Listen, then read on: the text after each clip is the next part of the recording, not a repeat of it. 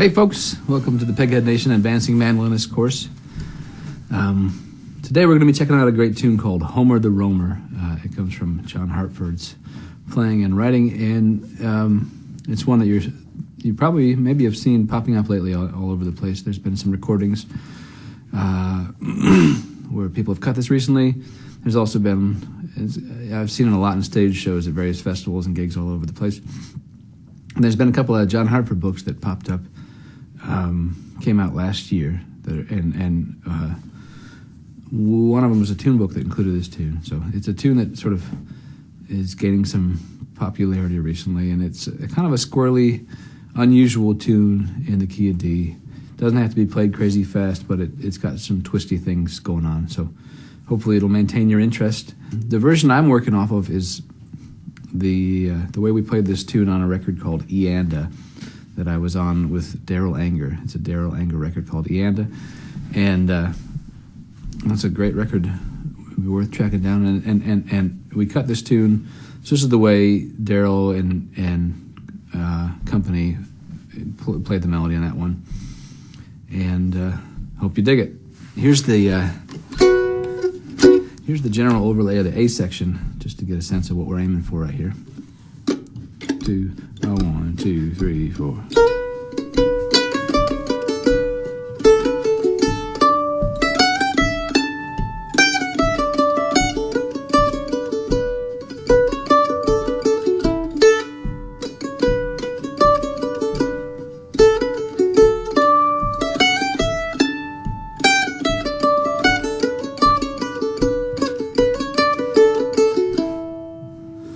So, there's some interesting ornaments we're going to try and get under our fingers, and some interesting, the melody syncopates some, it has some syncopations in that sort of, we just got to get on our ear. They're not going to be hard for our left or right hand, but we just got to get used to hearing them. So part of the challenge about learning this tune will be listening to the phrases enough to have a sense of what they're supposed to sound like, which will make it easier to play on when it comes time to try and actually just make the sounds with our hands. So the first two bars of the A section, they're not too crazy hard. Let's just check them out by themselves. So from the top, the first two bars. 1, 2, 1, 2, 3, 4. So nothing crazy. I'll just loop this a couple times. 1, 2, 1, 2, 3, 4.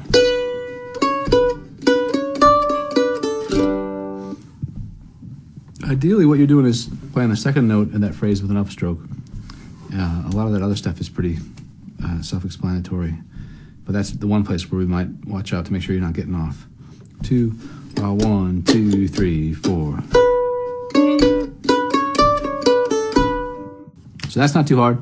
Let's check out the bars 3 and 4, the second phrase of this A section. We're looking for something that sounds like this. 2, 1, 2, 3, 4.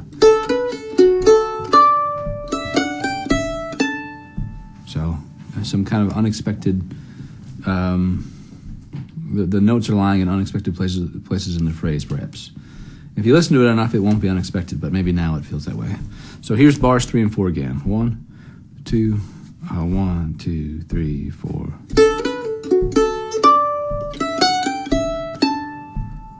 Two, 1, 2, 3, 4. One way you might think about it is, it feels like this D, we might expect it to do this.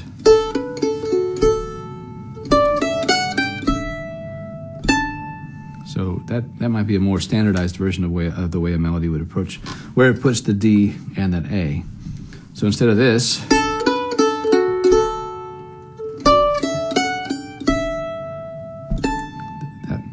that's similar to what we're trying to aim for, but what we're aiming for is to have both that D and A occur earlier in the phrase, like this. 2, 1, 2, 3, 4.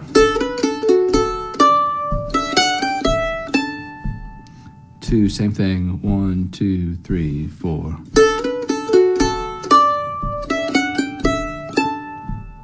So that's the first half of the A section.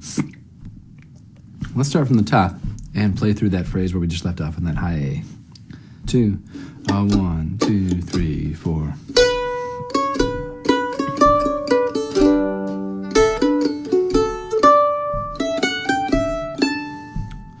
2, 1, 2, 3, 4.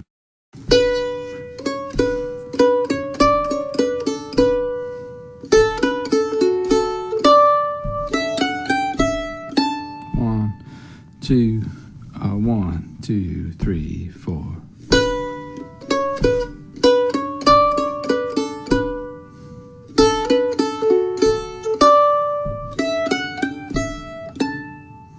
So, I think the syncopation is probably a huge part of what gives this song its character. So, put in the time to get it in your ears, and I think you'll be glad you did. Picking up there where we left off in that A, I'll start on bar 5 of the A section, and I'll start anticipating that A and then do a 2-bar phrase. So to go 1, 2, 1, 2, 3.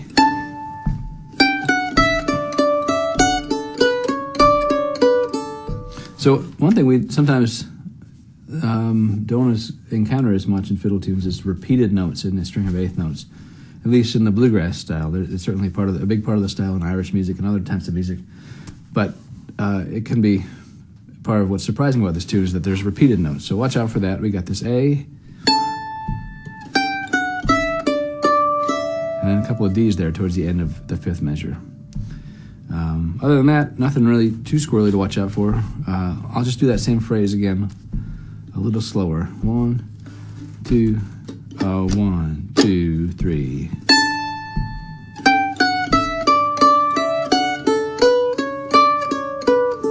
So nothing too crazy hard. Let's check these last 2 bars out from the A section. There's in trying to play the melody the way Daryl and Courtney Hartman, the guitar player on this record, phrased the melody. There's some cool ornaments that I'm going to try and get you to learn. And here's one. So this bars 7 and 8 sound like this. I'll do that again. So the way Courtney was playing it was we got this B note.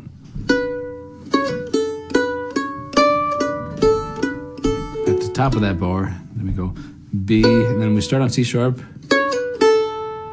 It'll be a downstroke on C sharp, a pull off onto B, and up on A. So maybe I'll just loop bar 7 for a moment. 2, 1, 2, 3, 4. 1, 2, 3, 4.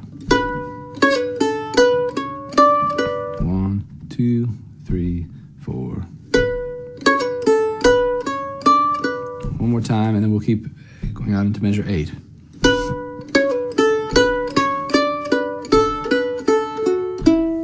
So that's all the material from the A section.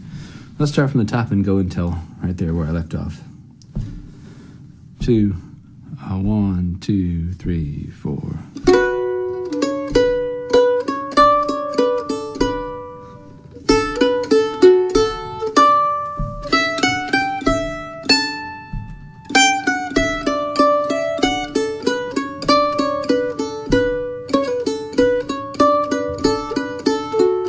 So that's the end of the A section. Let's do 2 A's back to back. And one thing to watch out for is, like the rest, like you'll find in other parts of the melody, when we go back to the repeat of the A section, I like to anticipate that very first note. Kind of like we're anticipating the D in the 3rd bar and the A in the 4th bar. So when we come to the repeat of the A section, the very first B note is going to be a little longer and occur a little sooner than you might initially expect. So here's the A twice. 1, 2, 3, 4.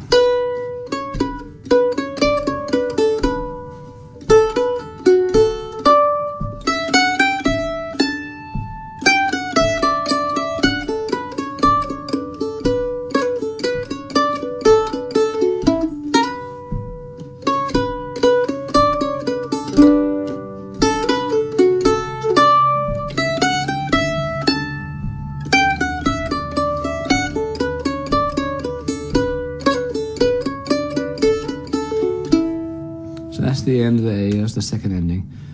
So that's most of what we have to deal with on the A section. This is a 3-section tune, so we've got 2 more sections to check out.